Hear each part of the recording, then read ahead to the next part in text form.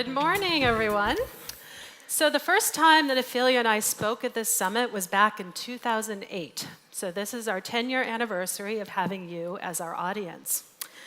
And little did we know what we were getting ourselves into when Susie Ellis called us up 10 years ago to do that first research study. But as it turns out, doing this work has been incredibly rewarding for both of us, both personally and professionally. And so we're thrilled to still be up here after 10 years. And a lot of you have been with us since the beginning, too. You can see some familiar faces up here. Dr. Jerry Boddicker was there, Dr. Carmona.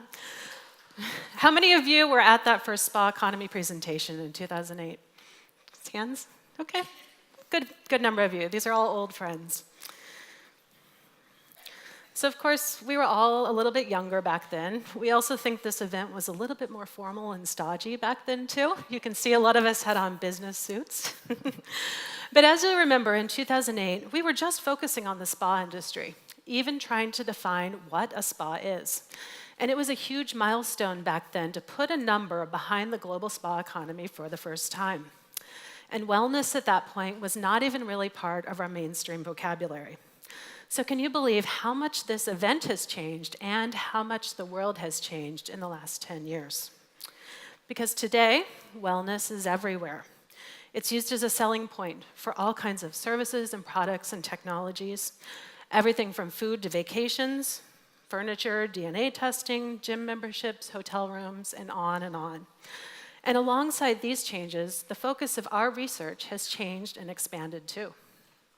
So 4 years ago in Morocco, we introduced and measured the size of the global wellness economy for the first time. And then 2 years later in Tiro, we updated those numbers, and we had help from some of you in the audience to come up on stage and hold the beach balls that represent the different wellness economy sectors. And I remember some of you were pretty competitive about their sizes.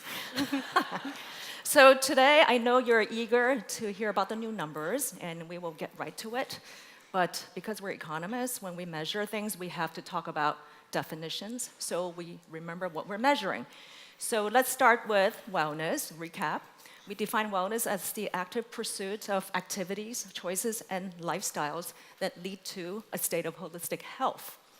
And based on that, we created a definition for the wellness economy as including the industries that enable consumers to incorporate these wellness activities and choices into their daily living.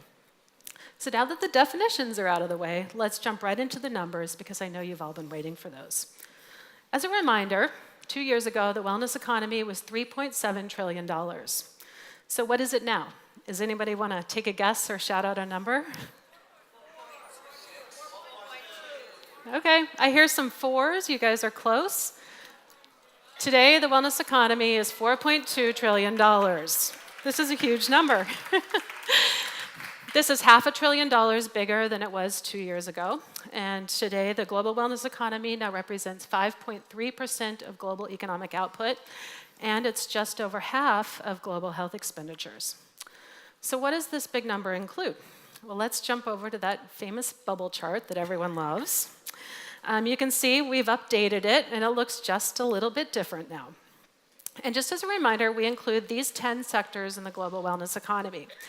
The ones that are in the dark colors on this chart are sectors for which we do original country-level research and estimate their size both globally and in individual countries. For the other 5 sectors, the ones in the pastel colors in the chart, we use secondary industry sources to estimate a size for a global figure only. So the size of the bubbles in this chart are proportional to the size of each industry. And you can see that the largest industries in the wellness economy are personal care, beauty, and anti-aging, healthy eating, nutrition and weight loss, and wellness tourism. Not only is the wellness economy enormous, it's also growing faster than the global economy. So the blue dotted line on this chart represents annual global GDP growth at 3.6%. By comparison, the wellness economy has grown much faster at over 6% annually. And individually, all of the wellness sectors have been also growing faster than GDP. The 3 fastest sectors have been spas, wellness tourism, and wellness real estate. And it's kind of hard to believe that we've now been measuring and tracking the spa industry for a decade now. So To kind of celebrate that milestone, we thought it would be fun to give you some bonus data on the 10-year growth trend for the spa industry. And these are some numbers that we didn't put in our report. So since 2007, the number of spas and spa facility revenues have doubled. Spa revenues have grown by 7.2% annually, and that's more than double the GDP growth rate during that time. And this growth is especially remarkable if you remember that this decade began with a few years of recession. But of course, as we talk about all these numbers, we're still looking backwards. So in some ways, data like this are kind of old news. So let's take a quick look at the future and what we see happening over the next 5 years. These are the projections for the 5 industry sectors where GWI does original research. We predict that every single one of these will continue to grow faster than GDP over the next 5 years. And we predict the strongest growth rates for 3 sectors: wellness real estate, wellness tourism, and workplace wellness. And in just a moment, we'll explain why we see such strong growth opportunities for these 3 segments. But I wanted to let you know, in case you hadn't heard, that the full Global Wellness Economy Monitor report is being released today, and it will be online soon after this presentation. So everyone will have access to all of these numbers, in addition to the country-level details and the regional analyses. And so we know everyone's excited to get their hands on all these new numbers and projections.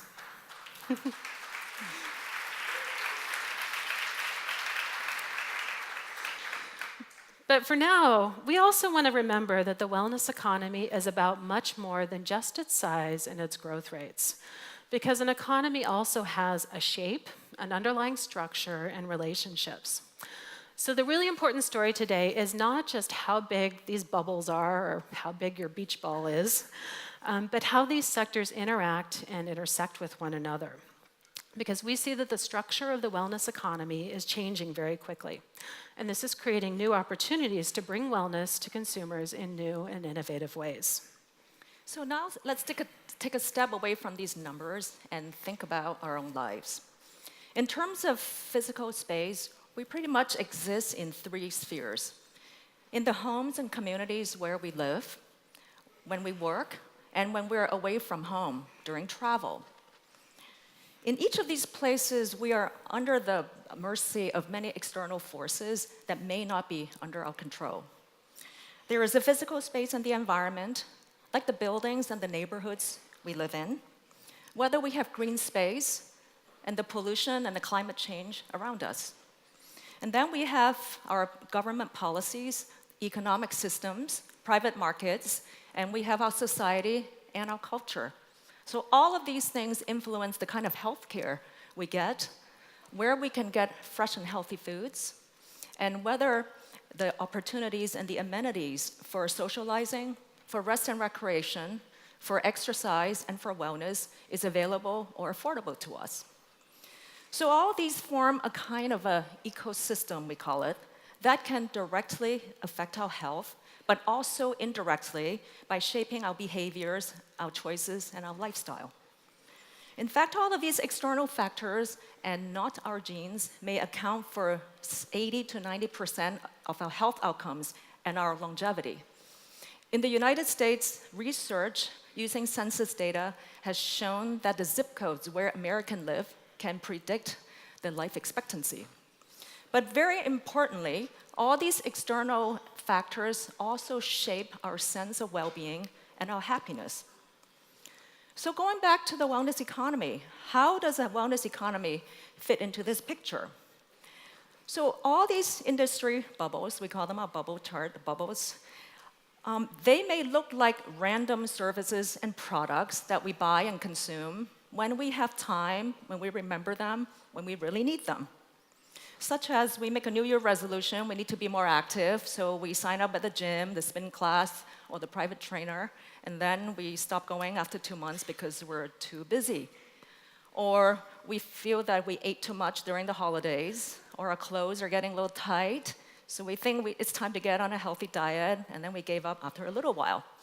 Or we have back pain and shoulder pains, or get headaches from stress, then we remember it's time to get a massage appointment. But this old picture no longer represents how we interact with wellness.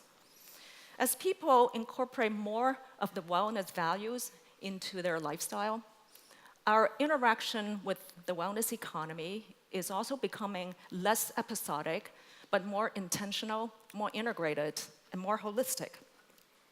We believe that in the last few years, wellness has become a dominant lifestyle value that is profoundly changing consumer behavior and changing the markets. And that is also affecting how we look at all these wellness industry. We mentioned that our lives basically operate in 3 spheres: live, work, and travel. So when you look at the wellness economy, there are 3 sectors that are pretty closely mapped to these 4 spheres. And they are wellness, lifestyle, real estate, wellness, tourism, and wellness at work. So we can think of these spheres as being surrounded by a network of industries that deliver wellness into our lives in different ways to meet different needs and at different times. And together, they form a pretty important part of a wellness ecosystem that support us to live a healthy lives with vitality. And this ecosystem can help us create and attain and maintain a wellness lifestyle by making wellness activities and choices more attractive, more affordable, more convenient, more diverse, and even better, the default option, whether we're at home, whether we are at work or traveling. So once we understand the importance of this wellness ecosystem, it starts to change the relationships among the 10 wellness bubbles. They become less siloed and more connected and integrated and more dynamic. And a lot of creativity and innovation is happening now at the intersections of these 10 bubbles. Companies across different wellness sectors are partnering in new and unprecedented ways to bring wellness directly into these 3 core spheres of people's lives. So let me give you now some examples of this. We see the integration of fitness into wellness tourism. For example, Westin partnering with Peloton, Fairmont partnering with Reebok and Technogym, and Hyatt acquiring the fitness brand Exhale. And next year, Equinox is opening its first fitness and wellness branded hotels. These kinds of partnerships help people take their favorite exercise routines and their favorite fitness brands with them wherever they may travel. In China, traditional medicine and hot springs are mixing together with wellness tourism and workplace wellness. Chinese hot spring resorts have typically focused on recreation and leisure, but today they're now bringing in traditional Chinese medicine offerings and European-style balneotherapy. And one especially innovative hot spring resort in China is now creating week-long wellness packages for airport and airline companies to offer to their staff as an employee wellness incentive. Healthy eating and nutrition is merging with wellness real estate and communities in many different ways to address problems like food deserts and to bring healthy, sustainable, and locally grown food into places that are more convenient and accessible for us. In the Netherlands, Region Villages is piloting a new off-the-grid community that will grow its own food and produce its own energy. And in the United States, there are now dozens of agrohood. These are places like Serenbe, which many of you have heard of, which feature organic farms, community-sponsored agriculture, edible landscaping, and many other healthy design features.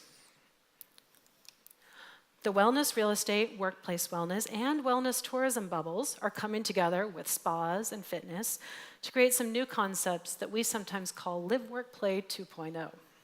So for example, companies like We Work, We Live and Lifetime Fitness are creating co-working and co-living facilities that encourage connection and social well-being alongside ample fitness and wellness amenities. And then other similar companies like Outsite and Roam bring in the travel dimension, letting people take this co-working, co-living, and wellness lifestyle on the road with them to countries around the world. And our last example, moving beyond the old school idea of workplace wellness programs, today workplaces and real estate are together becoming more proactive about beauty, aesthetics, fitness, and wellness. The most innovative companies are using healthy, biophilic, and active design features and aesthetics to influence our productivity, our mood, our social connections, and our level of physical activity during our workdays. So these kinds of examples go on, and I'm sure many of you can think of other examples like this. But everyone here should be looking for opportunities to bring your wellness services and products into these 3 core spheres of people's daily lives in new and innovative and creative ways. So as all these options proliferate in our wellness ecosystem, we don't want to pretend that everything is rosy. On the screen here are some recent examples of wellness bashing in the media, and these mostly come in several themes. Some of them make fun of rich people who are just willing to try any wellness fads. Some of them point out the hypocrisies of companies and employers that promote wellness, but what they really care about is their own gain and their profits. But we should not ignore the underlying tension, which is, along with rising chronic disease and stress, there is also rising income inequality in the world. Which means now when rich people have more and ever better options to live out their wellness lifestyle, a great number of people in the world are struggling to get basic health care, good jobs and decent pay, safe places to live, some green space to take a break, and maybe just some fresh and healthy foods. So today we celebrate this number, the $4.2 trillion wellness economy, and we should all be proud and celebrate, and then that we are being part of it and moving it forward. But ultimately, it is not the size of this number, but the quality that matters in the world. Can the wellness economy continue to thrive if it follows the trend of global income inequality? And are people truly well if only the people who can afford it continue to stay in their wellness cocoon? So the challenge for all of us going forward is this: can the wellness economy touch a larger slice of the world, especially those people who need it the most but can afford it the least? And can we help our customers find a deeper sense of well-being by connecting them with something larger? Are we bringing wellness to the communities and the partners that we do business with? And are we treating our employees well? And as business leaders, are we applying the principles of wellness into our own lives so that we are taking care of our bodies, our minds, our spirit, and the people we love? If we can say yes, yes, and yes to all of these questions every year, even as we grow our wellness economy business, then we will have even a better reason to celebrate and to be proud. Because then we're no longer just a wellness economy that cares about just the size and our profits and return on investment, but we will actually be creating an economy of wellness that bring return on health and happiness to the world. Thank you.